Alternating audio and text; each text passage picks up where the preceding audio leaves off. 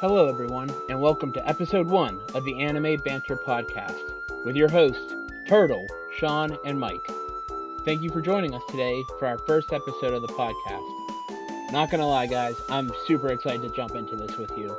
We talk anime when we hang out, when we play board games, when we're just playing video games, whatever. And to be able to do this weekly with you guys and spend more time with my friends, I think this is gonna be really special. How are you guys doing today? I'm doing pretty great. I'm also very excited to get into this. Just Mike, this was your idea basically, so you're going to be the master speaker, if you will. So yeah, I mean, when you brought this up to me, I was very excited for it. I've never done a podcast. I don't traditionally listen to podcasts or anything, but I'm a big anime fan. So any excuse to talk anime has me excited. Yeah, same. Turtle and I go back and forth all the time on some of our favorites.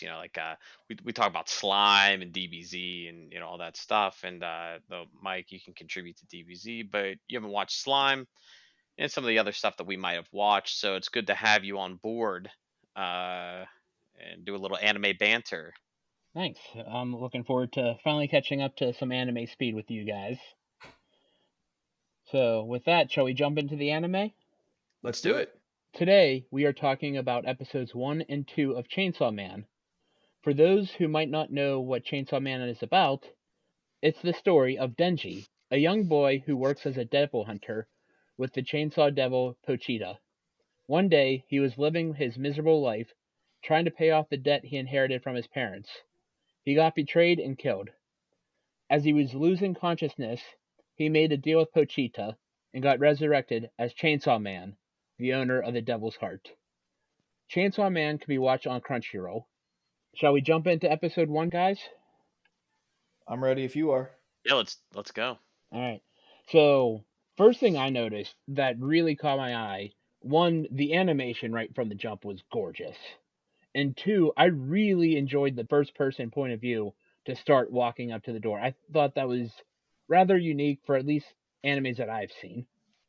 Yeah, I mean, it's like you said, the animation catches your eye right off the bat. The studio, you could tell that they really enjoy the project because they are putting their all into it. The first person point of view, like you said, is very unique, and I don't know, it really grabs you. Like you don't want to turn off the program. You want to keep watching. It kind of freaked me out at first because you don't typically see the first person point of view, and there's no opening song or animation yet. You're just like in this hallway in this street approaching this door, and there's like no volume at first. There's no audio, and it slowly builds and builds and builds, and I was just like, what's going on? It definitely threw me for a loop there, but it was very cool. It got my attention right away, so that's what they were going for. They did it. So the next thing I want to discuss, and I want to just point out how ridiculous some of these values are on what Denji made for his body parts and his tree cutting. So he said he made 60,000 yen a month, which equates to about 470 US dollars. He sold his kidney for 1.2 million yen, which is about $9,300. He sold his right eye for 300,000 yen, which is about $2,300. And this one, I just immediately paused and laughed while watching. He sold his one nut, and he couldn't remember the exact value he got, but he knew it was under 100,000 yen. So that means he got less than $775 for his testicle. And he still owes 38 million yen, which is about $300,000. I think I'm going to go on record and say the testicle was not worth selling. Yeah, But what if definitely the agree. mob's gonna kill you? What if organized crime will kill you if you don't sell your testicle? I mean, it's going to kill you anyway, more than likely. So, Okay, but there's a different case here, right? You sell your testicle, and they not only kill you, but they kill your dog. well, my dog's also a demon, so it's not a traditional dog. Yeah, I know, but I don't disagree with you, though. I don't disagree with you. yeah, I- I I'm feel like I'm I not feel saying I like want the dog to die, but I just feel like that's the dollar amount's not worth it. I feel Yeah, like Denji would be willing to die normally, but Pochita's his best friend. He doesn't want to let him down. And Makes that's a sense. great quality of Denji as well. You know, he's willing to do whatever it takes for his friends. In this case, he only has one, the demon dog, Pochita. So I respect Denji for that. I do. Same. I was gonna say, I know we're all in some level of debt, whether it be a mortgage, student loans, car payments, whatever it might be. But I don't think if I was $300,000 in debt, I'd be selling any of my body parts to try and make up what I owe. Yeah, there's always another way, but Denji's in a pretty bad spot though. You know, when you're indebted to the mafia, they don't really care how you do it, and they want their money fast. That is a good point. I mean, not to jump ahead too far, but we saw a flashback literally the day after Denji's dad passed away, and he's at his gravesite. The Yakuza pull up and demand 700,000 yen the next day, or they're going to kill him. That's a pretty small time window. And pretty freaking dark, too. It's like, here's a kid who's, what, 10 maybe? I was No gonna older than say 12? 10, Maybe 12. 10, yeah. And they're like, we don't care what you do, whether you have to whore yourself out or kill or steal or whatever, but we need $700,000 tomorrow. Get to it. That's brutal. So, first time we saw Pochita, I was in love. He was Chainsaw Dog, so adorable. And the fact that his tail is what starts the chainsaw is amazing. Yeah, it was really funny. I didn't like pick up on that the first time around, and you know, going back and watching it again to see if I missed anything, I caught that, and I was like, "Oh, that you pull the tail, haha, I get it." It's a really great design. It's fantastic. And I would go to war for him. So Absolutely. yeah, Absolutely. Yeah, Pochita's awesome. Yeah, if Pochita's like, go, do my bidding, it's like, you got it, good boy. Take care of So, that dog. usually I skip intros and outros of shows just to speed things up, but I had to watch the opening credits for this episode, and I lost it when the Big Lebowski reference was shown in the opening credits. When Denji was cleaning his ball like they were bowling in Big Lebowski. You know, honestly, I didn't even pick up on that. Now that you say that, that is very funny. I have actually. Everyone's gonna groan. I've never seen The Big Lebowski. Everyone Oh, groan. Uh, Yeah, that's. come on, I, John, you're I missing out on a classic. all my friends tell me they always say, Sean, have you seen this movie? And I say no. They say, of course you haven't. You haven't seen any movie. And I'm like, well, I've seen plenty of movies, just not as many as some other people. See, that's usually me. A lot of the guys at work, they're like, "Hey, have you seen this movie?" No. Have you seen this movie? No. I've seen The Big Lebowski. I actually have it on DVD somewhere. So, Sean, you and I are going to have a movie night one night, and I'm going to show it to you. We should. Mike, you're invited too. I might be quoting it the entire time and ruining Sean's viewing. We speaking of Big Lebowski, I know this is a Chainsaw Man podcast, but here's the banter. Uh, the anime banter. When I was in Iceland, they have a Big Lebowski themed bar, and they had a cocktail that we got as part of a bar crawl. That was like cocoa. It had cocoa puffs in it. I want to Oh, recreate that someday. So if we ever get together, watch Big Lebowski, maybe I'll make some cocoa puff cocktails. That and some White Russians. That's what I think. That's what it was. I think it was supposed to like a White Russian with cocoa puffs in it. I was going to say, is that the only thing that they serve is White Russians? Because he's after that the entire movie. And they never play the Eagles. Let's get back to Chainsaw Man. Opening Yeah. credits, right? Yeah, so opening credits were great. And then after Denji slayed the Tomato Devil, which I gotta say, the names of the devil in this show are just chef's kiss. They're so dumb, but so amazing. Yeah, that one's right on point. Yeah, they don't spend a lot of time on it either. It's, you know, he creeps up to it, he revs Puchita ready to go, and they don't even show the action shot of it happening, of him slaying, but it walks into frame, and it's got this goofy jagged teeth smile that's vertical as opposed to horizontal, and then they call it the Tomato Devil, and I was just like, okay. Yeah, I saw a good TikTok. I'm on the TikTok. Uh, The TikTok. and yeah, it was a good one. it was a guy just running out to scare his buddy while wearing like an old school computer monitor on his head, and then they just played the opening for Chainsaw Man because I was like, oh, look, it's the computer monitor devil.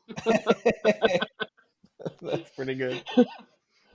Uh, so Denji slays the Tomato Devil, and then the Yakuza fees are worse than Ticketmaster fees. Like, oh yeah, it's what 400,000 yen that you got for slaying him, and then when it's all said and done, he's down to 18K, and then he pays off other debts, and he has like 1,000 yen to last him. I particularly like the part where he's done counting. He's like, "Hey, we can splurge and have and split a single piece of bread tonight." I was like, "What?" Like, so you're trying not to like Denji's a fictional character, and like you're trying really hard not to laugh because like you feel bad for him, but also like the ridiculousness of the premise of the show also makes me kind of want to laugh when he like with a big smile on his face. Oh boy, a slice of bread.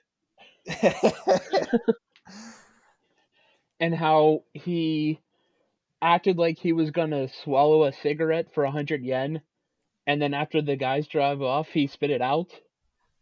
That was pretty slick, actually. I like that.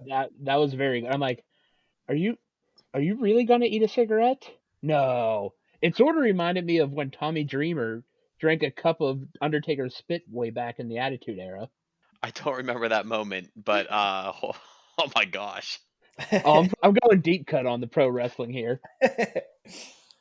For those who are unaware, I am completely oblivious to wrestling. I never got into it, so any reference you make is going over my head. But I'm with you. I'm following. But Mike and I, well, Mike knows the deep cuts. I'm more like a 2004 and onward guy. So let's talk about Denji's dream. And I remember the first time I saw this scene, I'm like, really? That's your dream? Like, it seems so basic. Like, just to be able to have jam on bread, a roof over his head, and to be with a girl. And then the more I thought about it and the more I watched that scene, I'm like, and the longer I watched the episode, it totally made sense. Here's a kid who has nothing. Both of his parents were killed or dead by 10. He said his mom died of a heart condition where she was coughing up blood. He never had a family. He's never had an actual house to live in besides his little shack with Pochita. His main source of food is plain ass bread, and with that situation, it's not like girls are banging down his door to be with him. Yeah, he's craving for a slice of not just bread, but of normal life. He hears get waking up, going to school, do a normal thing. He's never experienced that. He doesn't know what that is, and that's just in a situation like that. Again, it talks a lot about his character, where he fakes out on swallowing the cigarette, but then he doesn't. Once they're gone, he spits it out. So he has respect for himself, but he's still willing to, do what he can to make the money he needs. When it comes down to it, for dinner, they have a single slice of bread, but he splits it with Pochita. Even though he's starving, he won't let Pochita go without eating. So it says a lot about who he is. I'd also like to say that I don't think Denji's dream is ludicrous at all. Uh, because I can relate. I want to eat good food, want to have a good home, want to be with a woman. Like I'm like these are all basic things. His scale is just small, but as he gets to experience things like jam on bread on a regular basis and potentially women on a regular basis, he may achieve these three dreams very quickly and fine tune his dreams. I was gonna say it just feels so normal and insignificant when you compare his dream to any other anime, like a lot of other animes out there, like Dragon Ball Z. All the villains always wanted to be immortal. Yeah. In the later years, Goku just wanted to fight everyone and be the strongest person while being an idiot. In My Hero, Deku wants to be the number one hero. And then there's Denji, where it's like, I just want a normal life. Like, oh, okay, that works. I respect it. Oh yeah, me too. Same. And I think it also shows his character when in the flashback when we see him sacrifice some of his blood to heal Pochita. Yeah. Like, he didn't have to do that.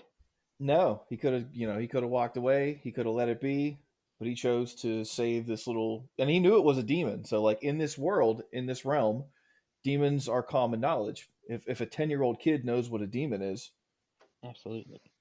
So, after we get that flashback, the next thing I really noticed was, oh, I guess really the next scene was whenever Denji was summoned. He couldn't sleep because he was so hungry. He couldn't sleep because he was thinking about money. And because of those two things, he even said, "Yeah, I can't sleep. Can't sleep when I'm hungry. Can't sleep when I'm thinking about money."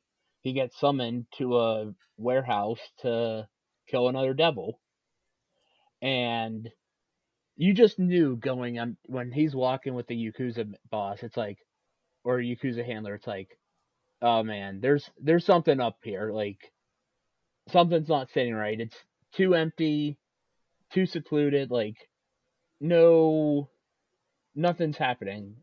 And then whenever the Yakuza boss ends up becoming the zombie devil, and as soon as the zombie devil's like, yeah, we don't want devil hunters around, all I could think of was curse your sudden but inevitable betrayal for my Yeah, Firefly fans out there. yeah, yeah. I got that one.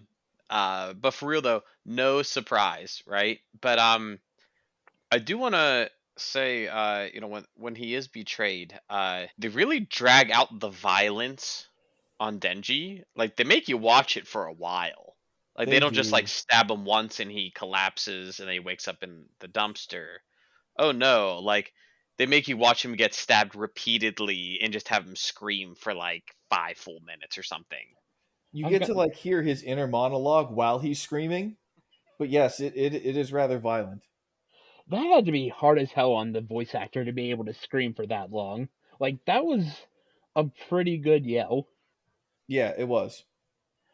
And the one thing I noticed with the zombie devil voice actor, and yes, if you want to call me less than, I watched and dubbed. I'm a dub guy. I'm not a sub guy. But the zombie devil, the voice actor, I'm like, they sound very familiar. And I did some digging, and I thought it sounded like Frieza, and sure enough, it was the original Frieza voice actor from DBZ.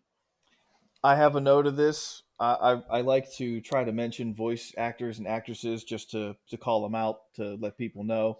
You're absolutely correct. The original Frieza voice, as well as the great Genkai from Yu Yu Hakusho, it's Linda Young. And I've not heard her voice in anything in a long time. I kind of thought she was retired. So when I heard her here, I was very, very happy to hear her doing any, even if it's little roles. She's an incredible voice actress. Throw, props out to her. But yeah, I kind of jumped a little bit in my seat when I heard her. I was like, oh, it's Linda Young. Oh, I am terrible at recognizing voice actors.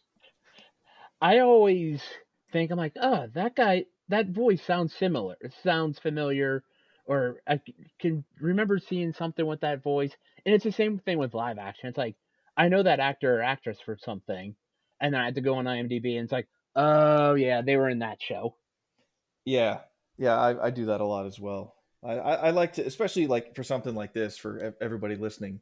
I want to throw the name out. So yeah, if you want to go out, if you watch the show, you like the actors, voice, how they act, feel free to look them up and see other stuff that they've been in, and support them, watch the shows. However you want to get into it. Just to throw it out there, Denji's English voice actor is Ryan Colt Levy. I'm not really familiar with other stuff that he's been in, but I did see he's in other shows, animes, and things like that. So feel free to check him out as well. Now, after Denji is destroyed by the zombies, dismembered, stabbed, mauled, and sitting in the dumpster, we see him and Pochita, and you just see a little blood trickle going down, and you know where that blood's going. You know it's going to end up in Pochita's mouth, and Pochita is going to do something. And obviously, you have to assume that Pochita is going to be the best boy and save Denji. And when you see what looks to be a fantasy of Denji and Pochita chopping down trees, and Denji's the chainsaw for it, and Pochita just talking about how he loves watching Denji, how he loves talking to Denji, hearing about Denji's dreams, and you see Pochita make the ultimate sacrifice of, okay, I'm not gonna take over your body after you're buried. I'm going to give you life and give you my heart. It's just like, yep, he's a good boy. Yeah, that was a great moment. As pet owners will attest, any kind of animals, if you're a pet owner, you typically love animals. So seeing a sentient animal make the sacrifice to save their owner as two thumbs up. I was like, Pochita is one of my favorite characters so far.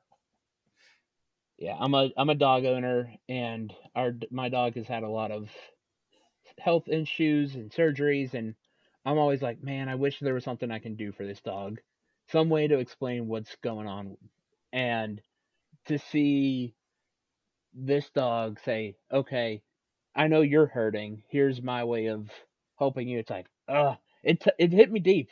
It hit me Yeah, deep. yeah, I'm a cat owner, so not dogs, but I like dogs. I've had four cats at one point, and I'm down to one. So I mean, it hurts to lose a pet. They're definitely they become a family member, so it hurts to lose them. But you also don't want them to suffer. So again, to see Pochita make the sacrifice to you know save his owner, quote unquote, from suffering like that, it hit me in the feels. So after that flashback and after the transformation of Denji, we see that he pops out of the dumpster fully intact, and the zombie devil's like, well, you don't want to die that way. We're just gonna eat you. And just the transformation of Denji into Chainsaw Man. The first time, like before I watched this, I've seen the posters for Chainsaw Man. I'm like, this is like just looking at it, I'm like, it looks like something a 12-year-old drew. And then you see the transformation, and he has two big ass chainsaws on his arms, and his head's a chainsaw. I'm thinking two things. One, this is hilarious and awesome. And two, it reminded me so much of the time I saw the Lancer from Gears of War for the first time. It's like, wait, hold on. We're putting a chainsaw on an assault rifle? What? That doesn't make any sense, but that's freaking awesome. Sign me up. I'll take one. Yeah, I mean, Mike, you and I were real big into Gears of War, so I had the same kind of reaction when I saw the Lancer. I'm like, I need to use this weapon when I play this game all the time. And I didn't own the game, so when I played with people, my primary strategy was simply to hide in cover and then just try and pop out of a corner and chainsaw. Because it was I couldn't kill people otherwise. I was too And I bad. mean, the chainsaw animations in that game were just incredible. The behind the back, the in front of, the chainsaw battles in the later games when the Locust got Lancers. And then you would get the double killed chainsaws where you and your buddy would just double chainsaw a guy. Oh, it was incredible. I loved it. Yeah, But it yeah, definitely had some. I had some flashbacks as well. I was like, oh man, this guy's gonna go to town. I was thinking of Lancers, and I was obviously thinking of Ash from Army of Darkness. Oh, you can't go wrong there. Oh, the original Chainsaw Man, right? He Exactly. is. He is indeed. You just All gotta, chainsaw on the boomstick. Denji needs a boomstick. Actually, I would be okay if he had a boomstick. Yeah.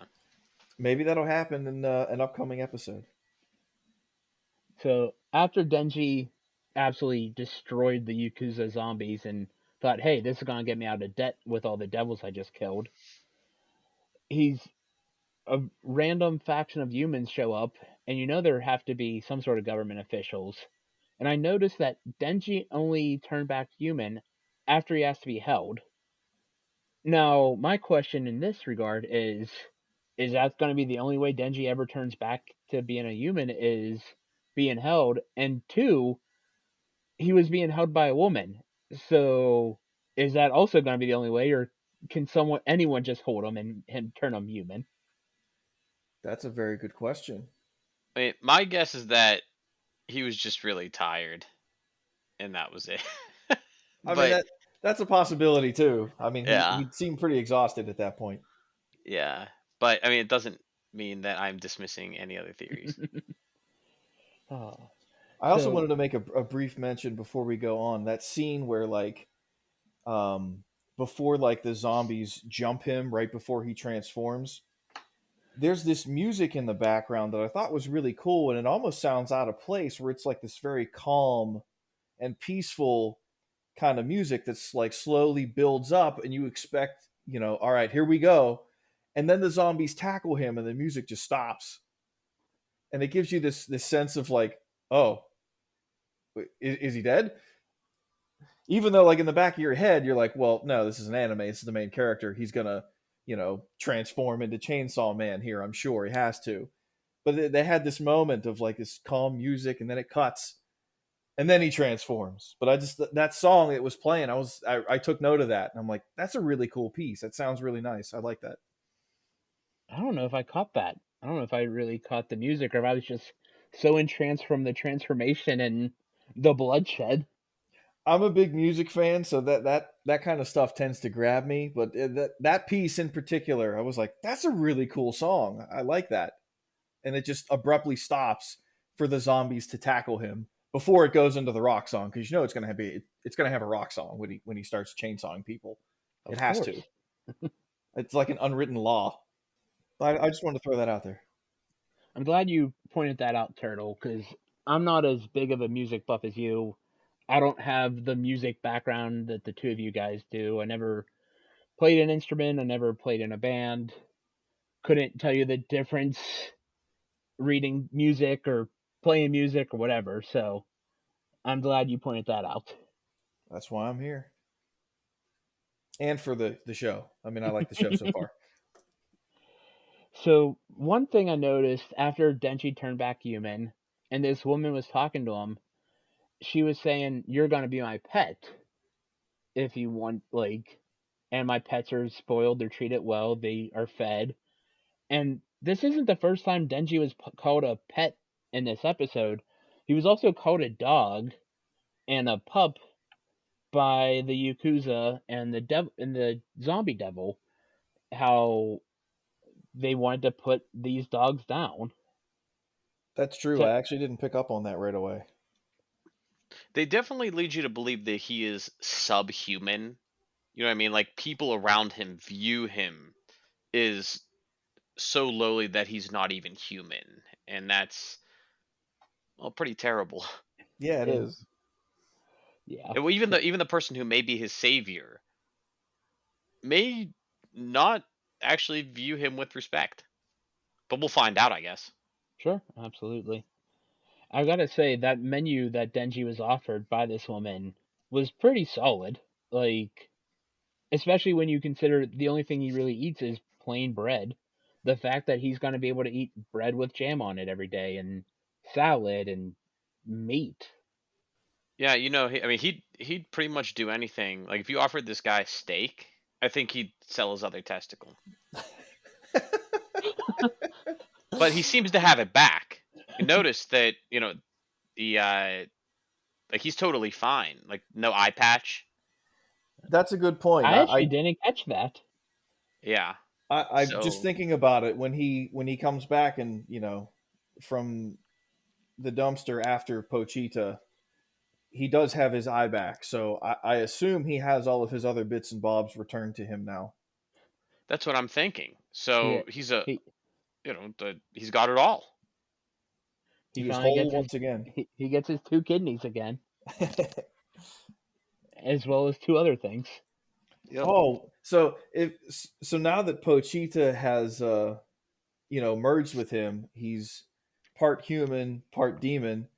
He can just keep selling organs and regenerating them, and selling them off and regenerating them for infinite money. It's the infinite Mm, money glitch. I don't know. I feel like there's got to be selling your devil kidney. I don't know. That's got that devil DNA now.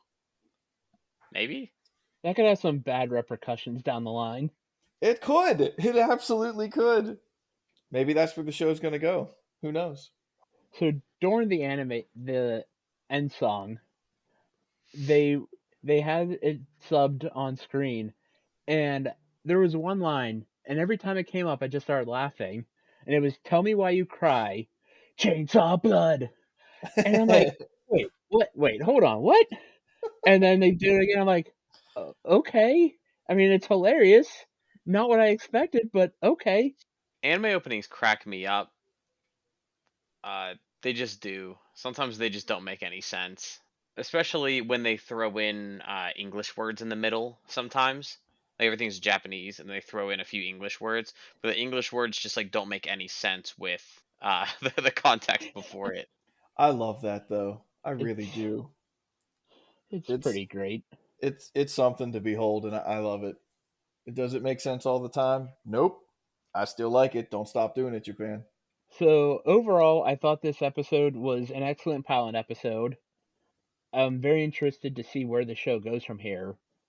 They did a great job in introducing Denji, giving him fleshing out his backstory, and making you really feel for this character.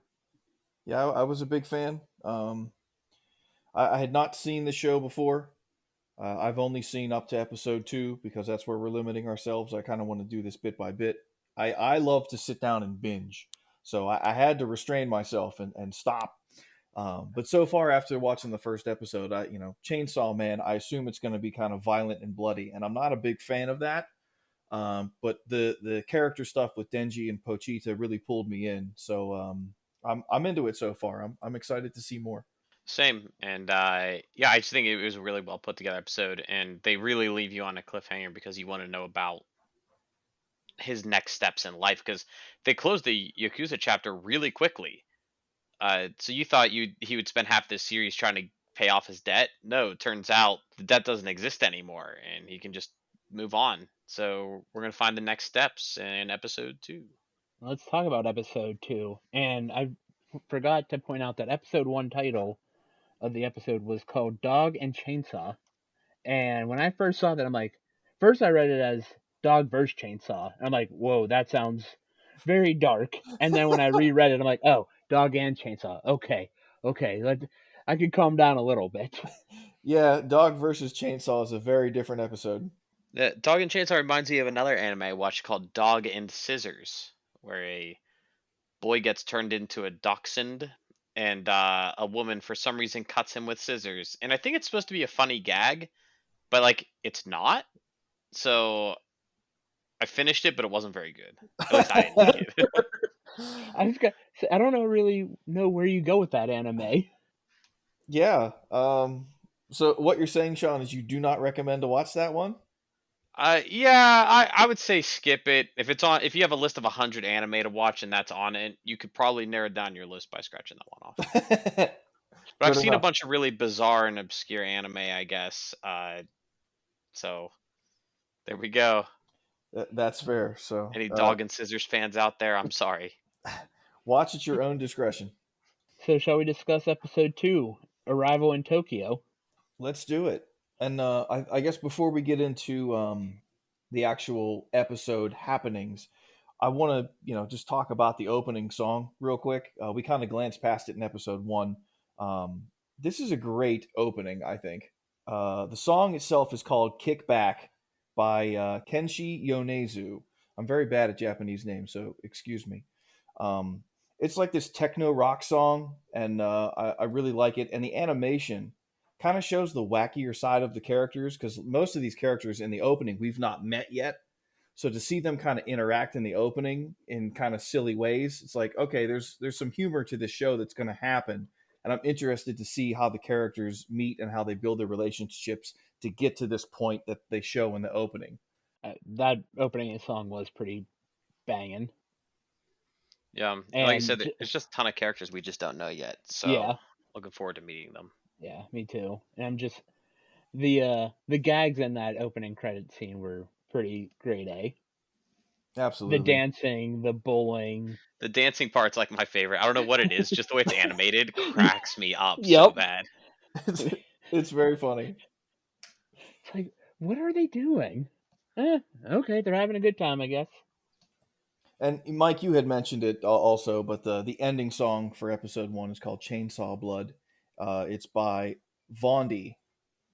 So check it out. I thought that was a pretty cool song as well. So just I, wanted to shout out. I really enjoyed that song. It had a good bass to it, and it's like, yeah, all right, it's pumping me up a little bit. It had an incredibly funky bass line. Very cool song. I don't remember what it sounded like. Sorry, Vondi. It's okay. Check it out. Everybody check it out. Watch the episode, check out the songs. I'm sure you can find them on YouTube and Crunchyroll and other locations. But yeah, yeah, Chainsaw Blood. It's a cool track. Episode So, 2. episode 2, Arrival in Tokyo. Right off the jump, we find out that the woman that saved Denji, her name is Makima, and she works for public security and help like taking care of devils. A Um, professional devil hunter. and boy, does Denji fall in love fast with her. Yeah, I mean, Like, she's a very cool design, and she's got these like piercing eyes. it's funny you bring up the eyes because to me, I'm like, there has to be something more to these eyes. Like, they're red and yellow with circles. Like, there has to be something else going. To me, it feels like there's something else going on behind the scenes with those eyes. And then later in the episode, when they're talking, she says that her nose detects things that normal noses can't detect. I'm like, is there something more going on with Makima, or is it just yeah, it's anime. You don't need to have normal color eyes. Well, I think that's part of it, but there is something definitely to her. At the end of the episode 1, where he asks to be held before he turns back into his normal human self, she doesn't even hesitate. She gives him the hug. She lays him on the lap. She says she's going to adopt him as a puppy. This woman is fearless in that situation, which tells me she's incredibly powerful and could take him out in an instant. So I'm a little terrified of her, and I really want to see what she can do in the future. Usually, the person who's like running an organization is like disgustingly powerful. So I'm really looking forward to see what she can do, if anything. So yeah, Denji falls in love with her super fast, even after she says, "Hey, you're my pet. You're only allowed to say yes or woof, and my dogs don't say no." It's like, and he's like, And at first he's like, I don't know how I feel about this woman. Like, yeah, she saved my ass, and she's offering me to buy me food, but like, are we the bad guys? Like, Denji is very hesitant until she offers him her jacket, and it's like, this woman, I love her, and I get it. Denji probably hasn't had many acts of kindness thrown his way, Yeah, but man, he fell in love fast. he did. Maybe it's the eyes. It could be, It all comes could back to Yeah, the eyes. Maybe she's like hypnotized him or something. She was kind of but hypnotizing me. She was staring right into my soul. she's like the first person in 6 years who's pretty much shown him any kindness. So I think probably just I don't know. I don't blame him. Thanks for treating me like a human moment. yep, Yeah, exactly. yeah. And I mean, we even saw it where it's like, oh, I can't afford breakfast. I have no money. It's like, order whatever you want. Like, you don't have to pay. We gotcha. Like, here's a jacket so you're not shirtless. Like, holds them up while they're eating or before they order when he's like passed out. Just, she does a lot of kind things for him. But with that, I also noticed that Makima is playing him like an absolute fiddle. Like, whenever it came to eating the udon, she's like, "Are you sure you can do this? Here, let me feed you." And then the one thing I noticed, the very first noodle he ate, he barked like a dog. And I'm like, is this him barking because he's supposed to be her pet? Or is that like a Pochita inner dog bark coming out? And then two, he just straight up asked like, so do you have a type? And she's like, yeah, Denji's my current type. It's like, dude, you are being played like a fiddle right now. I This really man's gonna like do anything she asks. Yeah, and I like the idea that you mentioned where that could be a Pochita moment. I didn't think about that, and that makes me wonder: will we see, Pochita poke through his personality and sort of take over him at some point? Actually, that could happen potentially. Yeah, I didn't think about Pochita emerging as potentially the dominant personality, but we could see it. You know how in anime they like to do this thing where like the guy gets knocked out, but turns out when he's knocked out he's even more powerful. You know what I Yeah, mean? I'm like, if this guy gets KO'd, are we gonna see like a Pochita come out and take over his Chainsaw Man?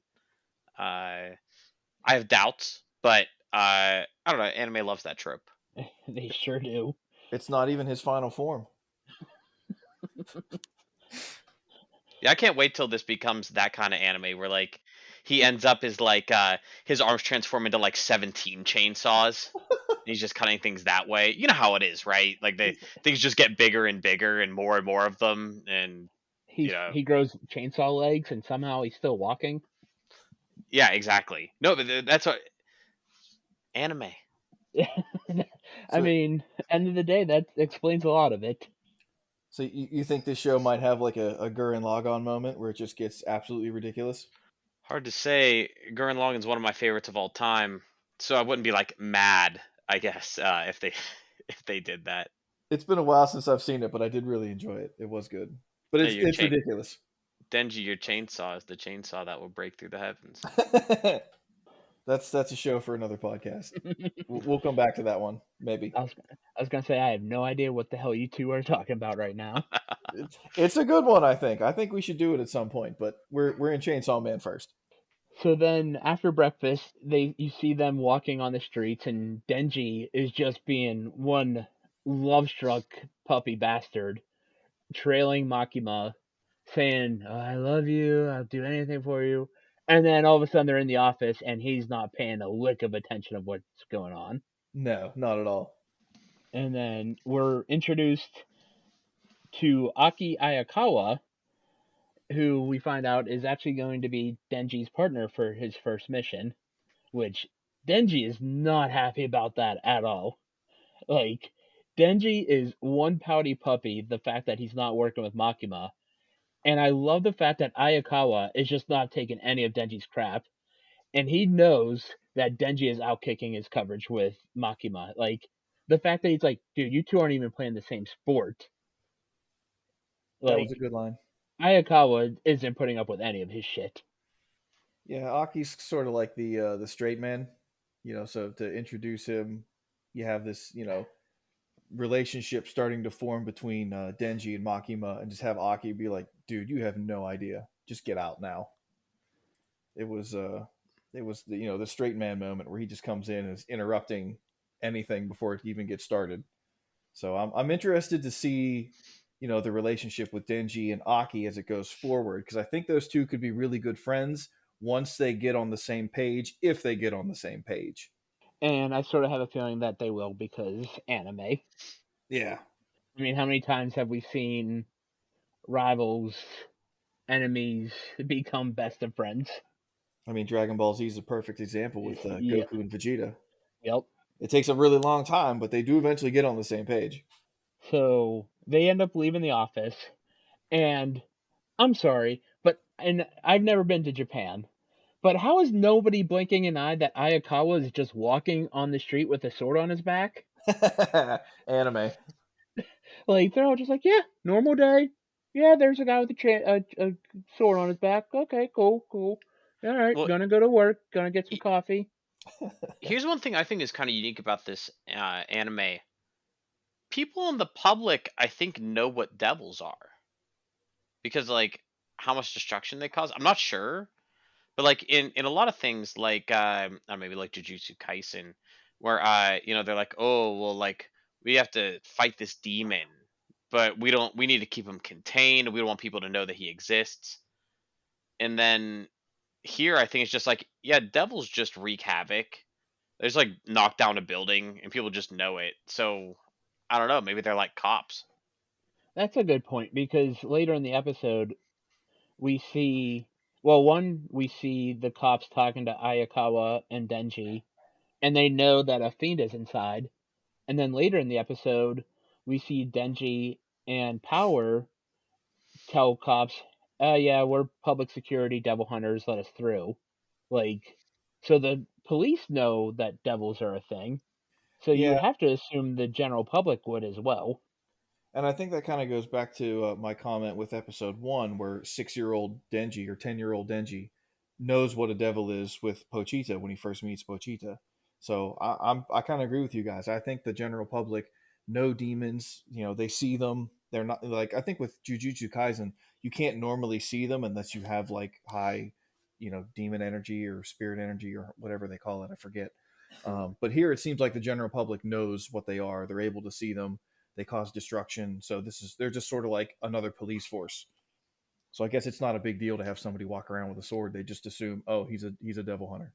Well, that's unique for anime because in most anime, everything's always a secret, right? Keep it away. The public can't know about the existence of XYZ.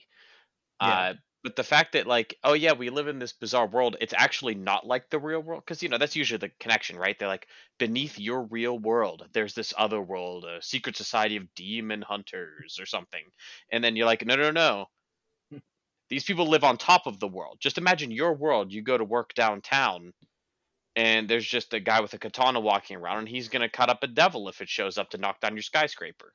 And even in the few animes that we do see, where Dragon Ball Z, for instance, first for the Saiyan saga, the Frieza saga, general public doesn't know anything going on.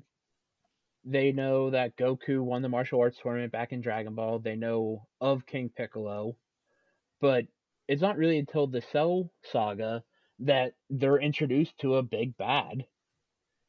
And then even after the Cell games and Gohan defeats Cell, sorry, spoilers for a show 30 years old, but even after that point, Mr. Satan's able to convince everyone, no, that was all a bunch of cinematic CGI level shenanigans.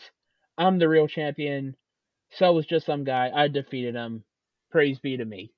Yeah, that was the when I first saw Dragon Ball Z, I hated that part. I hated Hercule. Like he's stepping on the real hero's toes. Who is this guy? And as I grew older, and I would keep watching it because I love the show, I grew to love Hercule.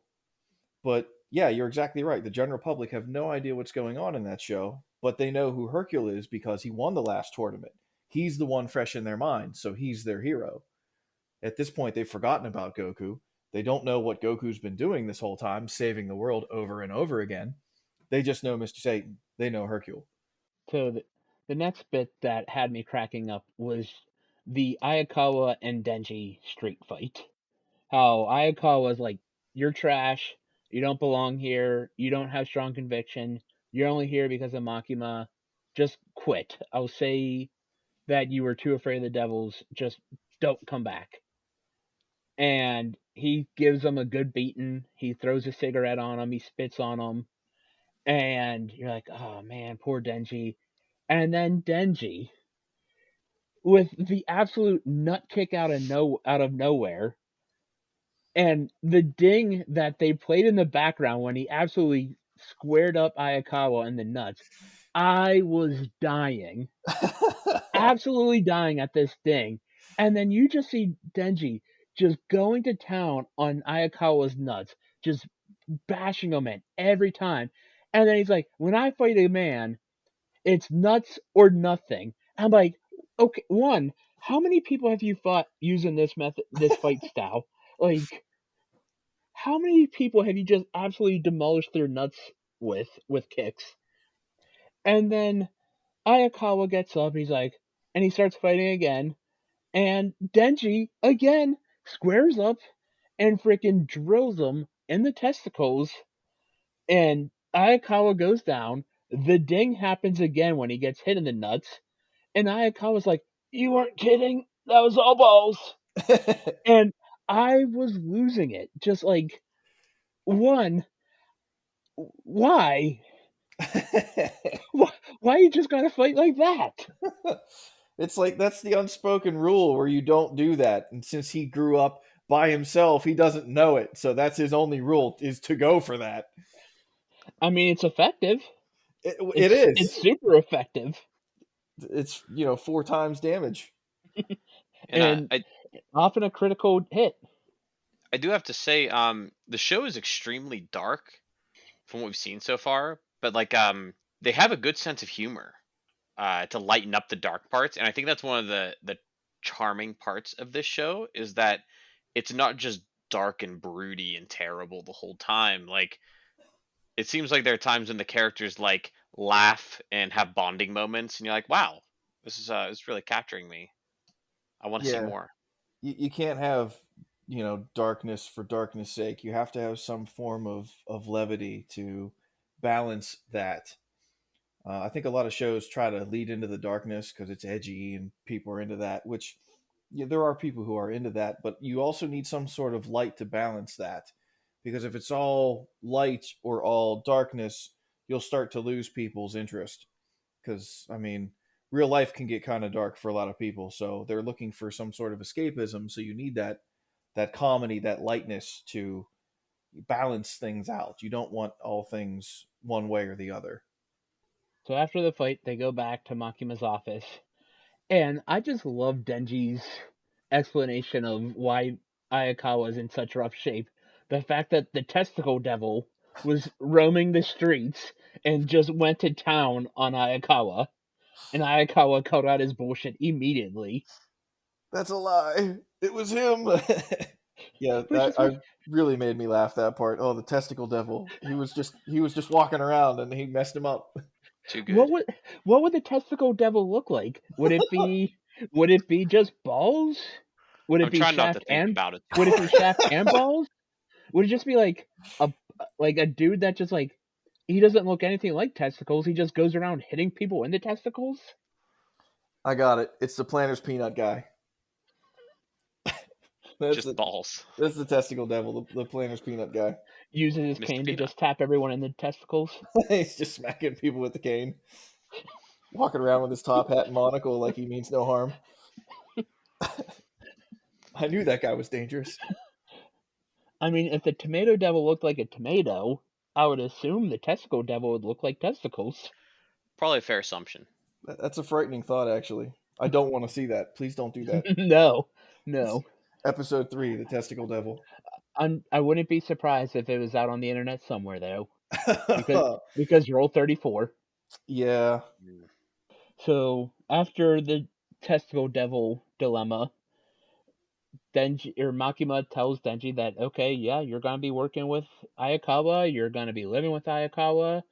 If you step out of line, Ayakawa's gonna kill you. If there is no quitting this job, if you try and quit, you're dead. And we see Denji and Ayakawa walking back to Ayakawa's place, and Denji seems to be falling out of love with Makima at this point, and he asks Ayakawa, is Makima bad? And Ayakawa's like, no, she saved my life, she saved your life.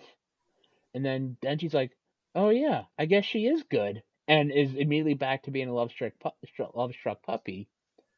But the one thing I noticed with Denji was he asked if she was bad first, not if she was good. yeah.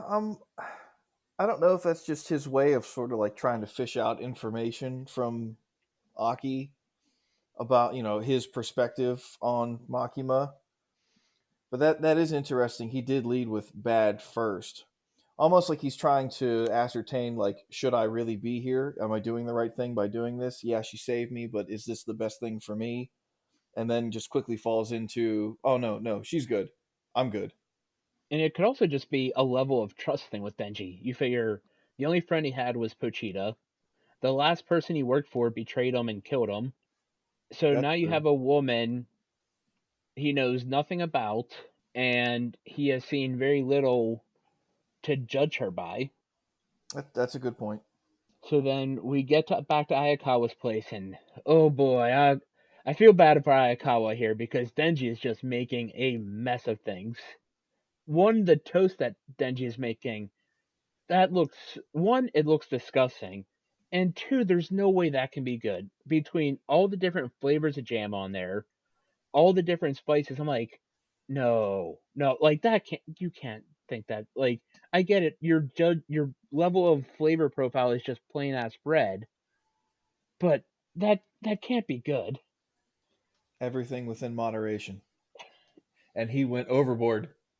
Like he had what, 4 or 5 different flavors of jam, honey, butter, cinnamon. It's like Come on and slam.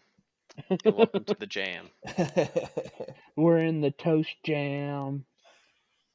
Yeah, that was definitely a little overboard. And they're playing off the fact that he's never experienced freedom in a sense where like, hey, not only do I have toast, but I could put on whatever I want, and I've never had anything on toast before. So let's try it all in one Yep, go. yep.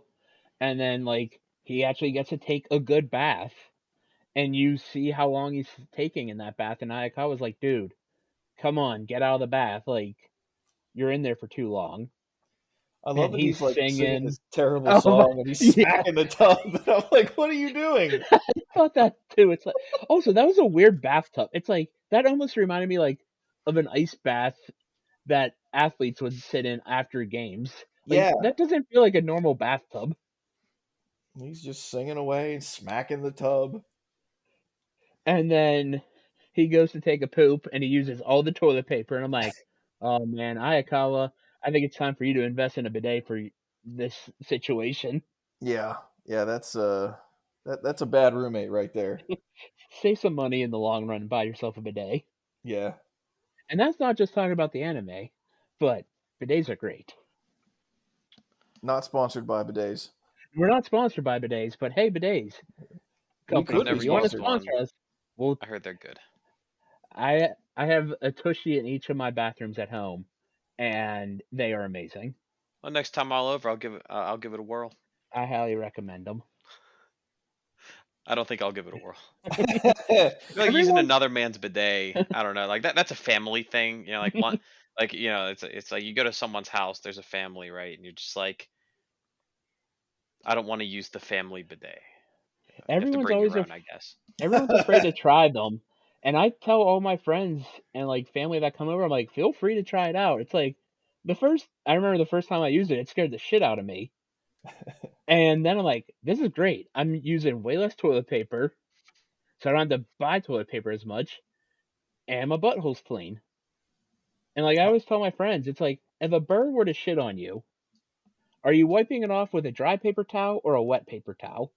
That's a valid point. I'm going for that wet paper towel myself. The driest paper towel. Like Reaching for the sandpaper. sandpaper I'm just gonna scrub it off with this dry paper towel and kind of with work the it into my steel skin. wool.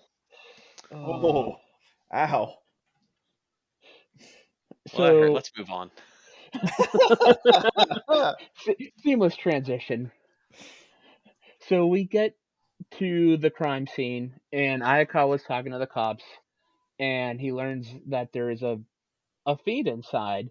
And Denji's like, What's a fiend? Like, are they not like?" And Ayakawa explains that it's a devil that possessed a human being, and Denji should have learned about this in school. And which Denji pointed out, dude, I never went to school. Like, and so they're walking in the building, and the first thing I notice is, why the hell does Denji just have a hatchet? The dude could turn into a chainsaw. I lost my mind when I saw the hatchet. I was just laughing. I was like, wait, is he really gonna go find a devil and just hack him up? Like, is it I'm really like, the plan? there's no reason.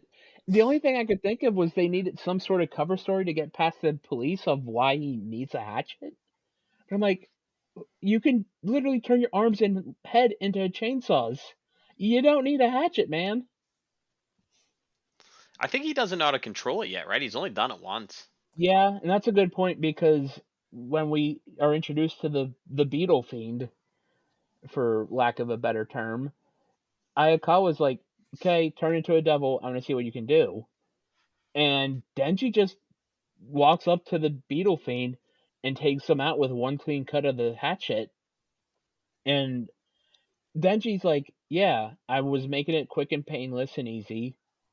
And like Ayakawa's all pissed, like, devils killed my family. I don't want it to be quick and painless for them. Like, you would want to be friends with the devil. And Denji's like, yeah, I would because I don't have friends. And then, so like that whole scene happens, plays out, and I'm like, okay, like, is Denji like really being true here? Like, is it because he's just never had friends that he wants to make it quick and easy on and painless for the fiends and the devils? And then we find out the real reason that he made it quick, painless, and less bloody is the fact that there were booby magazines all over the floor, and he was taking that as his payment. Porn secured. When he said that, I lost it a little bit. And Yeah, I I, understand his motivation. I think we all do, but it's like part of the reason, like, it took me out of it a little bit because it's like his dream in episode one was to be with a girl, and like from episode one to episode two, the horniness level went way up. Like, it went from like a one to like a 15. Like, it was way too much, way too fast. And like, I get it, it's an anime trope. It's not my favorite anime trope, but like, he's like, gotta save the porn, want to touch Makima's boobs, and then we get introduced to Power, and he's like, "Oh, you're a fiend. Well, I don't want to work with you." And then he's like, "Oh, boobs. Just kidding. You can stay. I want to touch them. I don't care if it's yours or Makima's or whose. I just want to touch some tiggle bitties." I do want to say that this anime protagonist is different from a lot of other ones. He's ultra direct with what he's after. And I guess it's not exactly a shonen anime, so I can't compare it to like all the other ones who just like I'm a good boy who likes to eat lots of food and I'm also stupid. Uh, but I guess he is a good boy and he's stupid and he likes to eat a lot of food, but there's another layer. I guess that's what makes this one a little more mature. But he has a clear motivation. You're like, well, they ramped up that level, and it's because he finally got a meal. He was so hungry he couldn't think about things like that. But now that he's full, it's time to move to the next goal. I had a moment where he's when he first hatchets the fiend, and he's talking with Hayakawa, and Hayakawa, we quickly get his reason for being here. His family was killed by devils. He wants to kill all the devils for revenge. And a lot of shows have done that. We've seen where that path leads, but that's the path that he's on. They made that very clear very quickly. This is what Hayakawa's about. He wants revenge, and he's going to kill all the devils that he can. He's going to be ruthless and merciless and doesn't care. Denji, on the other hand, who his only friend was a devil who saved his life. He's kind of walking that line, like, well, yeah, I don't have any friends. If a devil asked to be my friend and was genuine about it, I would be friends with him. So like I see both sides, and that's why these two like aren't going to get along at first. But then they do the porn joke, and he's like, "Well, I just didn't want to get the porn magazines all bloody." I was like, "Oh, well, okay. I thought we were having a serious moment here," and then they quickly go down a silly path. But I honestly think that's in his mind. He honestly would be friends with anyone who wants to willingly be friends with him and be honest about it. So that was a cool character moment that they quickly swept under the rug. I think Denji still is good. Has a good heart. Like, I think, like you said, he would be friends with anyone, whether it be a devil hunter, random Joe Schmo off the street.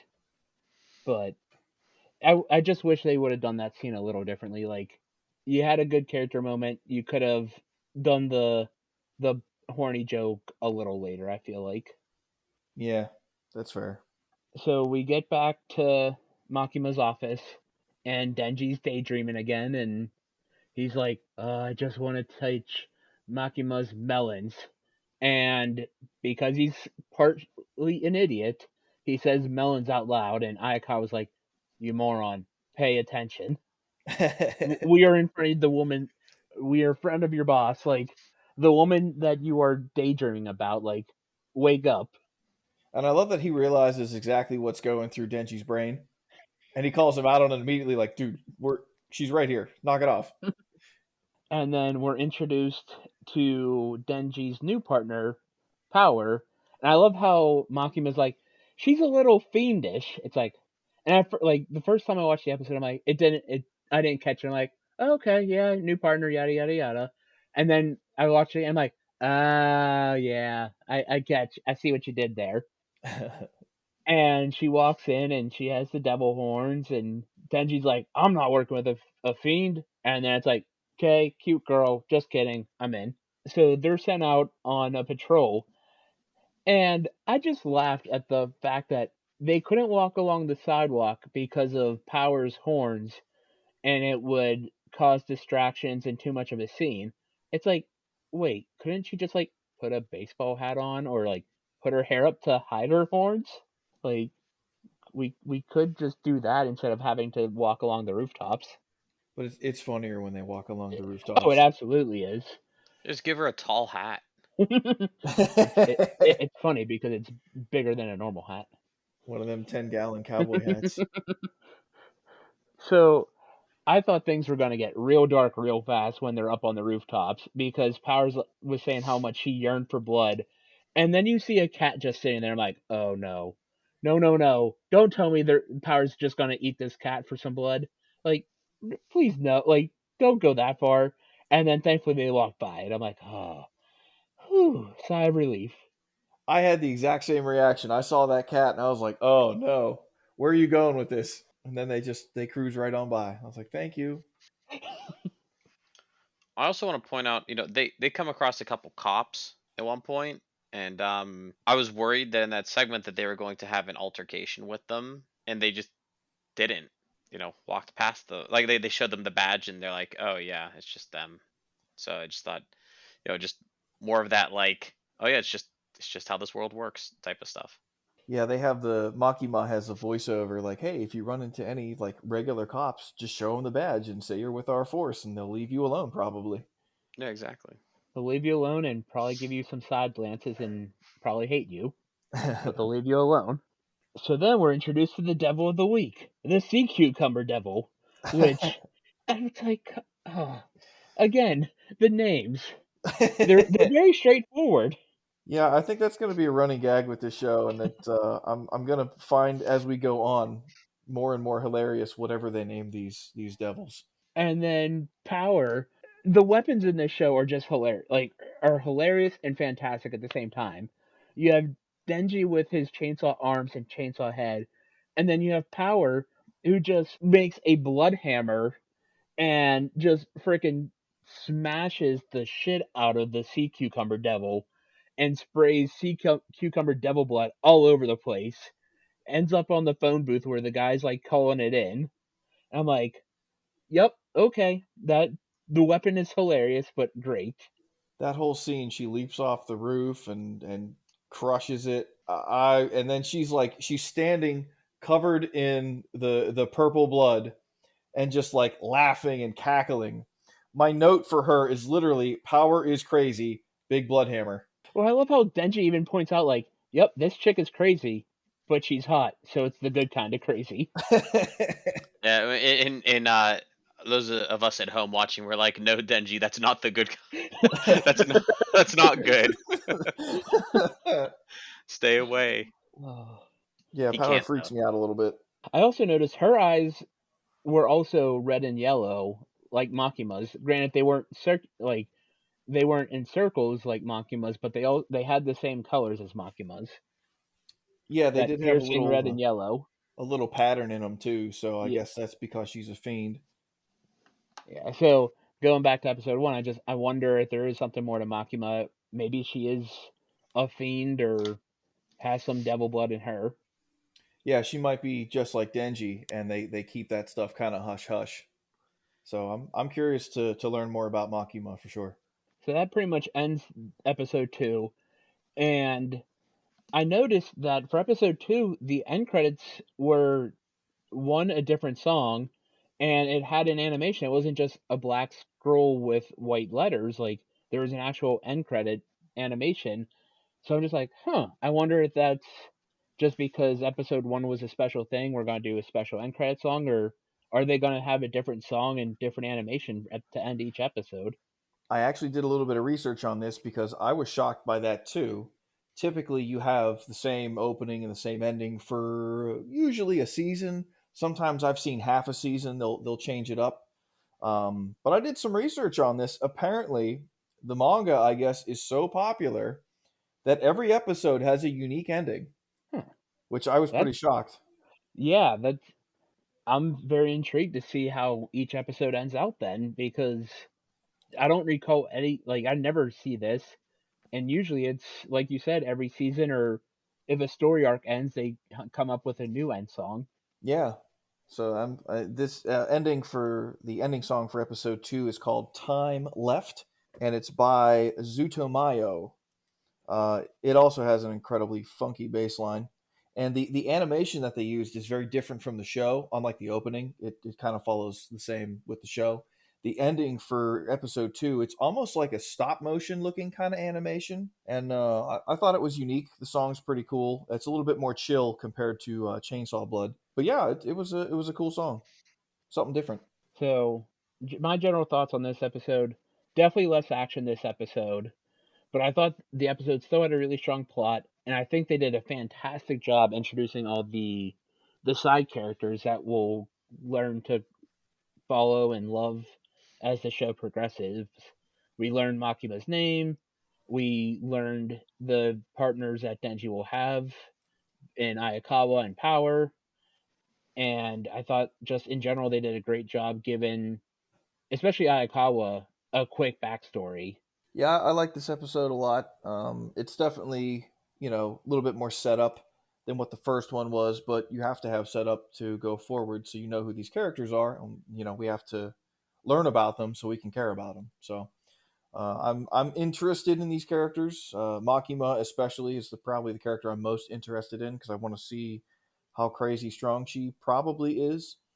Hayakawa's revenge route. I want to see where that takes him. And Power is crazy, big blood hammer.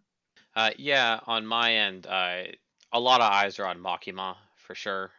That's the biggest mystery I think of all is just what's really going on with her.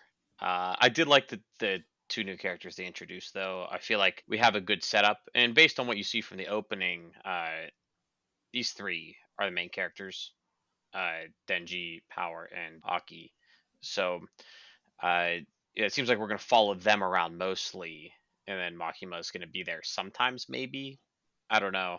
Uh, so I like the characters so far. I want to see what more they do with them. And yeah, I think that I would say that it was a very good episode, and it's the kind of episode that makes me want to watch the next episode. Yeah, absolutely.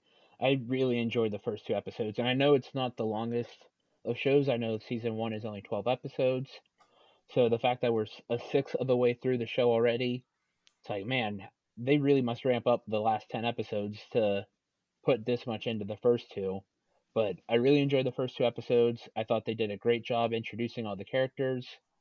I'm also very intrigued to see what happens with Makima, like what her deal is. I'm also interested to see how Denji's dream gets played out. Like, does it keep evolving as the episodes play on? Does he achieve his dream? Does he end up dreaming bigger? And one thing I noticed, we saw Denji get called pet twice in episode one, and then here in episode two, he was again talked about as a dog or a pet. So I'm just wondering if this will continue each episode. Like, will Denji be called a dog, a pet, a servant for like each episode, every couple episodes? Is he gonna grow out of being a pet? Good question. Only time will tell. Find out next time in episode 3, maybe. So our next segment, and we just want to do something silly and fun to end each episode. We are going to have a waifu of the week segment where we each pick our waifu of the week from the two episodes we watched. And it doesn't have to be a female. It could be, and it doesn't necessarily have to be, yeah, that's our wifey for the week. It's just we really like that character. They showed off some good tendencies. We enjoyed that character. So Turtle, why don't you give us your waifu of the week and why they are your waifu of the week? Well, for waifu of the week, I have to go with Puchita. That's, I mean, come on, Puchita. We already talked about it. How can you not love that face? It's just so adorable. And making the big play to save Denji's life by sacrificing its own life, his, her. I'm not sure. They don't really genderfy Puchita, but yeah, Puchita, waifu of the week for me. Great character. Want to see more, hopefully.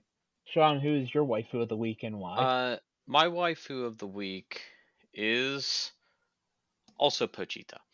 I just don't see. All the other characters have a flaw, like they're absolutely insane or they're hiding a secret. So I mean, really, of all the characters, there's one who made the ultimate sacrifice uh, to save a loved one, and you just can't compete with that. So nobody holds a candle to Pochita this week. How about you, Mike? We're making it a clean sweep. My waifu of the week is also Pochita. The moment I saw Pochita, I'm like, this devil dog is the most adorable thing ever. Just the fact that he stuck by Denji his entire life after he met him. Denji saved his life, and years later, Pochita saved Denji's life and made the ultimate sacrifice and was just a good devil dog. And yeah, just as a dog owner, I'm like, yep, yeah, Pochita's definitely my waifu of the week. He was my favorite, like, for as little screen time as he got, he was my favorite character in these two episodes. And for only being in one episode, basically, Pochita has become one of my favorite dog characters from any form of media. So, So I'd like to thank you all for joining us this week as we watch Chainsaw Man episodes 1 and 2. We hope you join us next week for episode 2 of the Anime Banter podcast, where we'll be watching episodes 3 and 4 of Chainsaw Man. Please give us a 5-star review on all platforms that allow reviews. Turtle, do you have anything you would like to plug?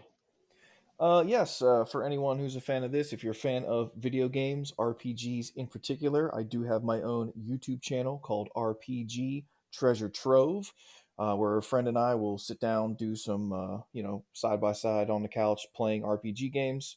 I got a handful of games up there. It's basically just Let's Plays, but if you're into that, please check us out. Once again, it's RPG Treasure Trove. Thanks. Now, Sean, would you like to plug anything before we head out? Yes, I am a voice actor in the paranormal audio drama The Deepman Files podcast. Deepman spelled Deittman. You can find that anywhere you can listen to podcasts. Thank you all for joining, and we will talk to you next week.